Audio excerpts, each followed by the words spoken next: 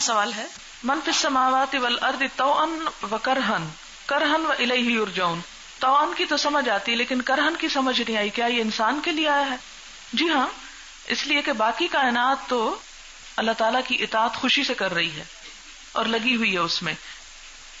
طوعا اور کرہن میں جیسے قرآن پاک کی ایک اور آیت میں آتا ہے کہ اللہ تعالیٰ نے زمین اور آسمان سے کہا کہ آ جاؤ خوشی سے یا مجبوری سے، تو وہ آ گئے خوشی سے.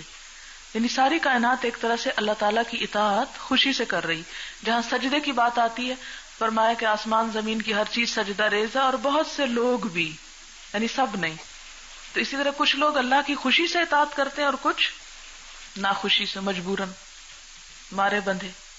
انسان ہی کے لیے بیسیکلی تو یعنی کہ انسان کی مختلف کیفیتیں ہوتی ہیں نا. ایک ہی کام انسان بڑے شوق سے کرتا ہے، پھر کچھ وقت ایسا آتا ہے کہ انسان بس نبھاتا ہے، وہ شوق ٹھنڈا ہو جاتا ہے. تو اب ایک کیفیت کیا تھی طوعن اور ایک ہو گئی کرہن. مثلا نفس کو مار کے کوئی کام کرنا، لیکن یہی استقامت ہے کہ کرہن میں بھی آپ چلتے رہیں حتیٰ کہ پھر طوعن کی کیفیت آ جائے. تو انسان کی کیفیات تو بدلتی رہتی ہیں، لیکن اس کا طوعن خوشی اور محبت کے ساتھ کرنے کا اپنا اجر ہے. لیکن جب کبھی ناخوشی سے بھی کرنا پڑے اور انسان کر لے تو نفس کو مارنے کا بھی بڑا اجر ہے. ٹھیک ہے نا. اللہ تعالیٰ تو ہر حال میں ہم پر رحم کرنا چاہتا ہے. سوال ہے ہمارے ہاں بعض لوگ یہ کہتے ہیں کہ حضرت عیسیٰ علیہ السلام جو ہیں وہ اصل میں فوت ہو گئے، اور یہ جو کہا جاتا ہے کہ قیامت کے قریب عیسیٰ علیہ السلام دوبارہ آئیں گے تو وہ خود عیسیٰ علیہ السلام نہیں ہوں گے، ان جیسا کوئی شخص ہوگا، اور ان جیسا بنا دیتے ہیں وہ مرزا غلام احمد قادیانی کو، اور ان کا لقب بناتے ہیں مثیل مسیح. مثیل یعنی مثل. تو اگر یہ بات ان کی درست مان لی جائے کہ متوفی کا مطلب ہے کہ فوت کر رہا ہوں تجھ کو، تو کہنے کی ضرورت کیا ہے؟ جیسے اللہ تعالیٰ بہت سے لوگوں کو فوت کر دیتے ہیں تو وہ بھی وہیں پر فوت ہو جاتے، صلیب چڑھ جاتے، بس قصہ ختم ہو جاتا. اگر بنی اسرائیل حضرت یحییٰ علیہ السلام کو قتل کرنے میں کامیاب ہو گئے تو حضرت عیسیٰ علیہ السلام کو قتل کرنا کیا مشکل تھا، اور وہ ہو جاتے اور قصہ پاک ہو جاتا. لیکن یہ بات یہاں پر قرآن پاک میں بیان کرنے کی ضرورت اسی لیے ہے کہ ان سارے عقائد کا بطلان کیا جائے یا ان سارے عقائد کا رد کیا جائے.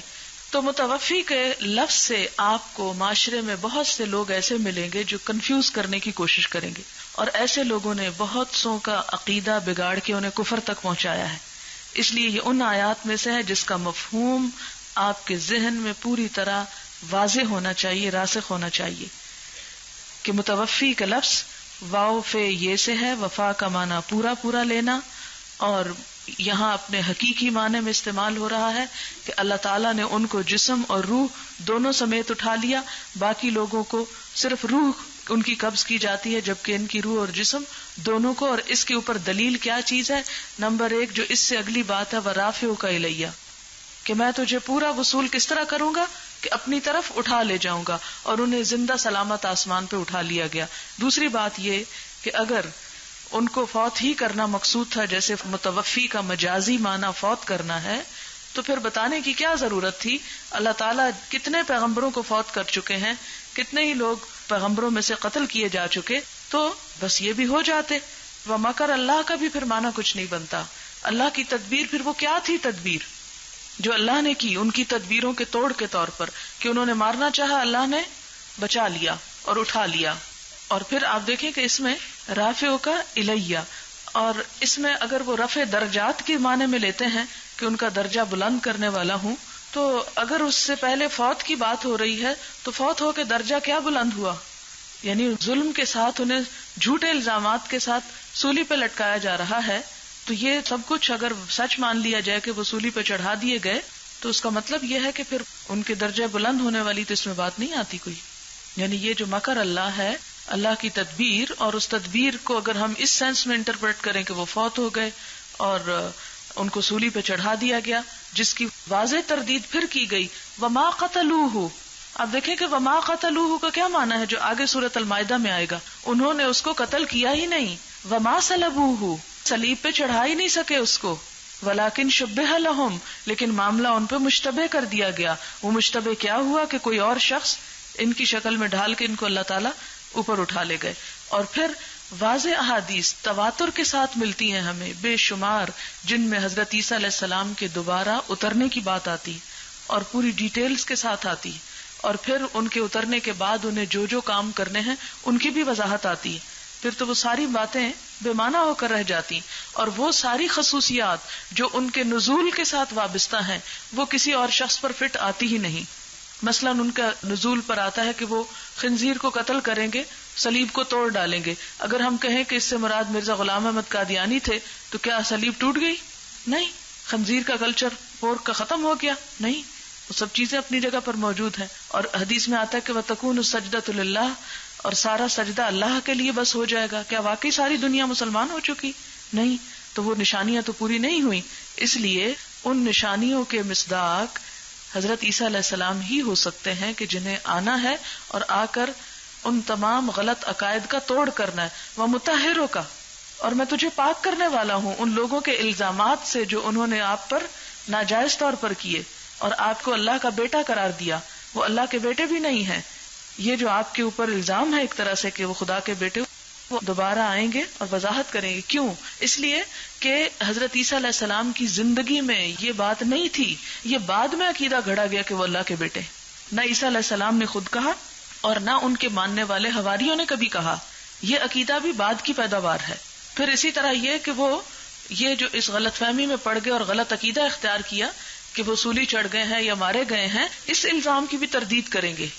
یعنی شرک کی تردید کریں گے، ان الزامات کی تردید کریں گے. یہ ہے اس کے اگلے لفظ کا معنی وَمُطَهِّرُكَ مِنَ الَّذِينَ كَفَرُوا، اور پھر وَجَاعِلُ الَّذِينَ اتَّبَعُوكَ فَوْقَ الَّذِينَ كَفَرُوا إِلَى يَوْمِ الْقِيَامَةِ، جو لوگ تجھے مانیں گے انہیں بلندی عطا کروں گا تجھے نہ ماننے والوں پر قیامت کے دن تک. یعنی ایک طرح سے وہ لوگ جو حضرت عیسیٰ علیہ السلام کو دوبارہ آنے پر بھی مان لیں گے وہ پھر غالب آ جائیں گے، اور مسیح دجال اور اس کے ماننے والے کافر یہ سب ختم ہو کر رہ جائیں گے. عیسائیوں کا نظریہ یہ ہے کہ وہ سولی چڑھائے گئے اور پھر اس کے بعد دوبارہ زندہ ہوئے اور آسمان پر اٹھا لیے گئے. یہ عیسائیوں کا نظریہ ہے. اور یہود کیا کہتے ہیں؟ سولی چڑھائے گئے اور دفن بھی کیے گئے. اب آپ دیکھیں کہ اگر واقعی یہود کے نظریے کو مانا جائے تو اللہ تعالیٰ سیدھا صاف کہتے کہ دیکھو تم فلاں کو خدا کا بیٹا کہتے ہو، اس کی تو قبر فلاں جگہ ہے، خدا کبھی مر کے قبر میں ہو سکتا ہے؟ سیدھی صاف بات ہو جاتی.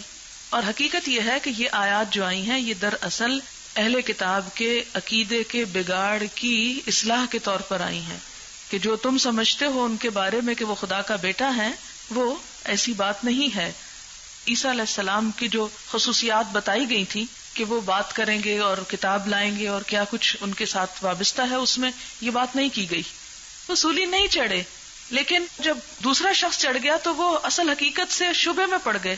اصل حقیقت ان پہ چھپ گئی، انہیں تو پتہ ہی نہیں چلا، ابھی تک تو اسی شبے میں ہیں. اسی لیے تو وہ کراس بنا کے کہتے ہیں کہ وہ ہمارے گناہوں کی پاداش میں صلیب پہ چڑھ چکے ہیں. یہی چیز تو ان کے اس بگاڑ کا سبب بنی، ولضالین ہوئے. مباہلہ کیا ہوتا ہے؟ لعنت کی دعا کرنا. یہ بات یہ ہے کہ جب کسی بات کو کوئی دلیل سے نہ مانے تو آخری حجت کے طور پر کیا کیا جائے کہ آؤ ایک دوسرے پہ دعا کرتے ہیں کہ ہم میں سے جو جھوٹا ہو اس پر لعنت ہو. یہ ہوتا ہے مباہلہ. مجھ سے بہت سے لوگ پوچھتے ہیں آپ اسلام پڑھنے وہاں کیا کرنے گئی تھی؟ اسلام تو جو میں نے پڑھا یہیں پر پڑھا. وہاں صرف ریسرچ کے لیے گئی تھی، ریسرچ فیسلٹیز کی وجہ سے جو یہاں اویلیبل ہے ہی نہیں. باہر کی یونیورسٹیز میں نہ صرف یہ کہ اسلام بلکہ کمپیریٹیو ریلیجنز میں ہر ریلیجن کو پڑھاتے ہیں، اور وہ کوئی اسلام کی خدمت یا اسلام کے فائدے کے لیے نہیں پڑھایا جاتا. وہ ایک سبجیکٹ کے طور پر یا ایک جیسے پوری دنیا کو انہوں نے مختلف حصوں میں ڈیوائڈ کیا ہوا، ان کے ریلیجنز، ان کے کلچر، ان کے مختلف چیزیں، تو وہ اس طور پر.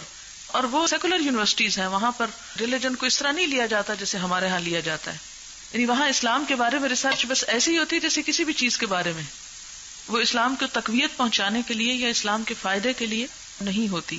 بنیادی طور پر آپ کو معلوم ہے کہ یہ یونیورسٹیز جو ہیں، جیسے گلاسکو یونیورسٹی جو تھی تقریباً 450 سال پرانی ہے، 1400 اور کچھ میں وجود میں آئی، 1455. اس میں آپ دیکھیں کہ بنیادی طور پر ان کی جیسے آکسفورڈ ہے، کیمبرج ہے، گلاسکو ہے، یہ پرانی ترین یونیورسٹیوں میں سے برطانیہ کی. ان یونیورسٹیوں میں ابتدا سے ہی اسلام کے بارے میں شعبے ہیں یا اسلام پر تحقیق اور ریسرچ کا کام ہوا. اور اس کی غرض کیا تھی، بنیاد کیا تھی کہ کرسچن مشنریز کو تیار کرنے کے لیے یہ دنیا کے جس جس علاقے میں بھیجتے تھے وہاں کے علوم اور وہ کلچر اور وہ تمام چیزیں ان سے فیملیئر کرنے کے لیے، اس کو پڑھانے کے لیے یہ تیار کرتے تھے. جب سے یہ قائم ہے، مثلا آپ دیکھیں کہ یہ جو کتاب ہے مشکات المصابیح، اس کا انگلش ترجمہ گلاسگو یونیورسٹی ہی کے ایک پروفیسر رابسن نے کیا تھا.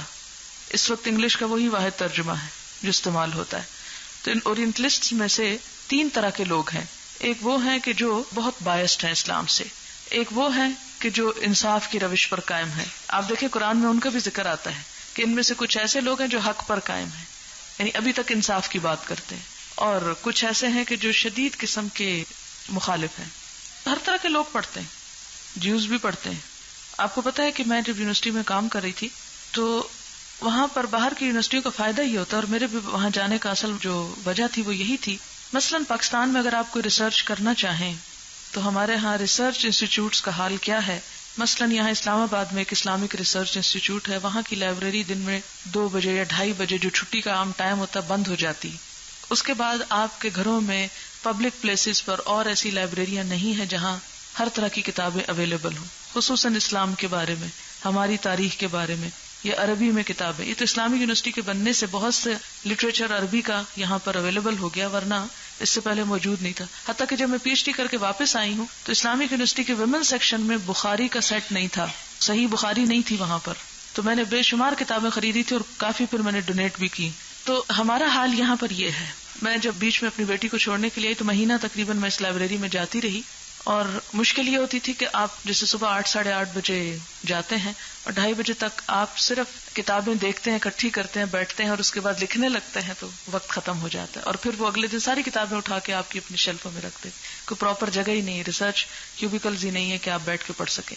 تو وہاں جانے کا فائدہ یہ ہوتا ہے کہ پرانی سے پرانی، نئی سے نئی ہر طرح کی کتابیں ایک جگہ آپ کو مل جائیں گی. اور اگر نہیں تو ایک دفعہ جب آپ وہاں ایڈمیشن لے لیں پھر وہ ان کی ذمہ داری قانونی اخلاقی ہو جاتی ہے کہ آپ کو ہر کتاب فراہم کریں جو آپ کی ضرورت ہے. اس کے لیے 2 طریقے ہوتے ہیں. ایک ہوتا ہے انٹر لائبریری لون سسٹم.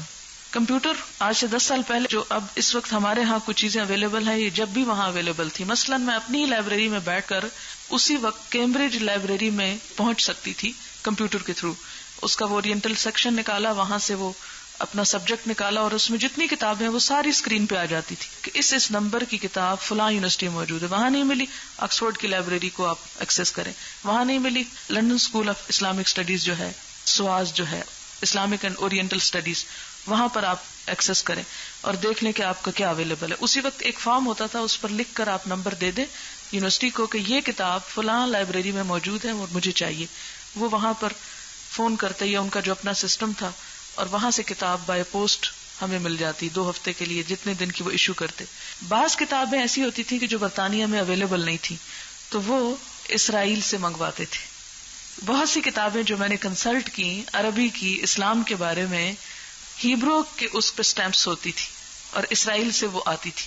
یعنی اگر برطانیہ میں کوئی کتاب نہیں ہے تو وہ یہ نہیں کہتے جی ہے نہیں. ہمارے تو ہر بات کا جواب جی کوئی نہیں، ختم قصہ. وہاں یہ کوئی نہیں کہتا کہ کوئی نہیں.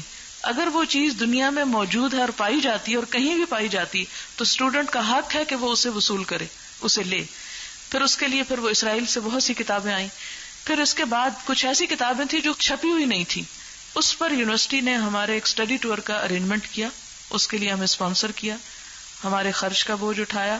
میں اپنی تعلیم کے دوران پھر مصر، اردن، شام، سعودی عرب، ترکی، ان علاقوں میں تقریباً 6 مہینے گھومتی پھرتی رہی کتابوں کی تلاش میں. مینیوسکرپٹس، ایسی کتابیں کہ جو ہاتھوں سے لکھی ہوتی ہیں، چھپی ہوئی نہیں. تو ان لائبریریوں میں وہ ریفرنس لیٹرز بھی ساتھ دیتے ہیں اور پورا سپورٹ کرتے ہیں اور وہاں جا کر ریسرچ کرواتے ہیں. اور یہاں یہ ہماری بدقسمتی ہے، نہ تو لائبریریز میں چیزیں موجود ہیں، اور اگر ہوں بھی تو بعض اوقات جگہ پہ نہیں ہوتی. جگہ پر ہوں تو صفحے پھاڑے ہوئے ہوتے ہیں. بعض اوقات ایک ایڈیشن ملتا ہے تو دوسرا لیٹسٹ ایڈیشن نہیں ہوتا. وہاں کی لائبریریز میں یہ ہے کہ اگر ایک کتاب 10 سال پہلے چھپی اور اب وہ ریوائز ہو گئی ہے، نئی چھپی ہے، تو وہ فوراً منگوا لیتے ہیں، نئی کتاب آ جاتی ہے. پھر اگر نہیں ہے تو آپ کو وہاں بھیج دیں گے جہاں دنیا کے چاہے آخری کونے میں کہیں کتاب ہے یا ریسرچ کی چیز ہے تو آپ کو اسپانسر کریں گے، آپ پہنچے وہاں اور جا کے پڑھ کے آئیں. اب یہ چیز یہاں پر اویلیبل نہیں. اور پھر آپ دیکھیں کہ لائبریریاں 2 بجے بند ہو جاتی، سب لوگ چھٹی کر کے کھانے کھا کے آرام فرماتے ہیں گھروں میں. وہاں ایسی کوئی چیز نہیں. وہاں ہماری لائبریری 9:40 پہ رات کو بند ہوتی تھی اور ریڈنگ روم جو تھا رات 11 بجے بند ہوتا تھا کیمبرج یونیورسٹی کی لائبریری میں ایک حصہ ایسا تھا جو پوری رات کھلا رہتا تھا. یہ مسلمانوں کی شان تھی. اگر آپ مسلمانوں کی پرانی تاریخ پڑھیں تو اس میں یہ لکھا ہوا ہے کہ مسلمانوں کی دو چیزیں کبھی بند نہیں ہوتی, ایک مسجد اور ایک لائبریری. ان کو تالا نہیں لگتا. اب مسجدوں کو بھی لگ گئے ہیں, لائبریریوں کو تو بڑے عرصے سے لگے ہوئے تھے, اب مسجدوں کو بھی لگ گئے ہیں. بات کی دلیل یہ کافی نہیں کہ قرآن میں آیا. ہمارے یہاں تو بہت آسان, ہم کہتے ہیں جی قرآن میں لکھا ہوا ہے. وہ نہیں مانتے کہ صرف قرآن میں لکھا ہوا, تو قرآن کو بس ایک ایسے ہی اس کے طور پہ کنسلٹ کرتے ہیں. میری کئی دفعہ اپنے سپروائزر سے بات ہوئی, کہتا ہے کہ آپ کیسے کہتی ہیں کہ حضور صلی اللہ علیہ وسلم ان پڑھ تھے. میں نہیں مانتا, وہ نہیں مانتا تھا اس بات کو. لیکن اگر آپ کوئی چیز دلیل سے لے آتے ہیں تو پھر یہ خوبی ضرور تھی ان کی کہ اس کو ریجیکٹ نہیں کرتے تھے. کئی لوگ ایسے بھی ہوئے کہ جیسے سلمان رشدی قسم کے کہ وہ وہاں پر جا کر انہی کے مددگار ہو گئے. میں تو اصل میں ایک ایکسپیرینس بھی لینے کے لیے گئی تھی اور علم کی دنیا میں جھانکنے کے لیے کہ علم ہوتا کیا ہے. اور جب واپس آ کے یونیورسٹی میں میری زیادہ اسی لیے نہیں بنی لوگوں سے کہ میں کہتی تھی کہ کام کرو, اور لوگ کام کو تیار نہیں ہوتے. اور یہاں آ کر جب میں نے کام کروایا تو لوگوں نے کیا, اور پھر یہاں وہی لوگ رہتے ہیں جو کام کرتے ہیں. جب میں نے کہا کہ سال میں قرآن پڑھاؤں گی تو لوگ یقین نہیں کرتے اور اب تک نہیں مانتے. کہتے ہیں کس طرح پاسبل ہے سال میں ختم ہو جائے. جب ایک چیز ڈیسائیڈ ہو جاتی نا یہ کام اس دن کرنا, اور بس وہ کر لیا جاتا ہے. بارش ہو, برف ہو, کچھ ہو. آپ میرے ہوتے ہوئے وہاں میرے خیال ہے 2 دفعہ شاید الیکشنز ہوئے تھے اور یونیورسٹی میں کوئی چھٹی نہیں تھی. اور میں تو عید کے دن بھی جاتی تھی کیونکہ ہماری عید کے دن ان کے چھٹیاں تو نہیں ہوتی. تو ہم صبح عید پڑھتے, لوگوں سے کچھ ملتے ملاتے, 12 بجے تک عید کرتے اور 12 بجے کے بعد یونیورسٹی ختم قصہ. تو یہ ہے کہ ہماری قوم کام نہیں کرنا چاہتی. اور پھر آپ دیکھیں کہ آپ وہ کام کریں جس کا ریوارڈ اللہ نے آپ کو دینا ہے, اور وہ بادشاہ کائنات ہے. تو جب اس کے لیے ہم کچھ نہیں کر سکتے تو پھر کسی اور جگہ پر کیا کریں گے. میں یہ سوچتی ہوں کہ وہ جہاد اللہ نے عورتوں پہ فرض نہیں کیا کہ میدان جنگ میں نکلیں. اگر کوئی اپنے شوق سے نکلتا ہے تو جیسے حضور صلی اللہ علیہ وسلم کے زمانے میں بھی خواتین نکلی, اور آپ دیکھیں کہ ایک دفعہ میدان جنگ میں جا کر جان دینا مشکل ضرور ہے لیکن اس کے ساتھ آسان بھی ہے. مگر ایک معاشرے کے اندر رہتے ہوئے اس کا ٹرینڈ چینج کرنا, اپنے نفس کو کنٹرول کرنا, لوگوں کے اندر اللہ کی محبت پیدا کرنا, اور ایسی اویئرنیس پیدا کرنا کہ وہ مائیں پیدا ہوں کہ جو اپنے بچوں کو واقعی وہ سب کچھ پکڑا سکیں اور ان کی شہادت پہ مبارکیں وصول کر سکیں. یہ سب اویئرنیس سے آتا ہے, یہ دین کی محبت کی وجہ سے. ان کے اندر ایک نسلی محبت جاری تھی, ہمارے اندر وہ ختم ہو چکی. ہم خود اپنے اسلام پر شرمانے لگے. تو جس چیز سے انسان خود بیزار ہو جائے اس کی حفاظت کیسے کرے گا؟ وہ چاہے تو کوئی چھین کے لے جائے. اس لیے ہمیں, میں سمجھتی اس وقت جذبات سے زیادہ اس چیز کی ضرورت ہے کہ ہم استقامت کے ساتھ, مستقل مزاجی کے ساتھ جس کام کو کریں اسے کرتے چلے جائیں. اگر ہم اپنے مزاج میں مستقل مزاجی نہیں پیدا کر سکیں گے تو کچھ نہیں ہوگا. وآخر دعوانا ان الحمدللہ رب العالمین. سبحانک اللہم وبحمدک نشہد ان لا الہ الا انت نستغفرک ونتوب الیک. والسلام علیکم ورحمۃ اللہ وبرکاتہ.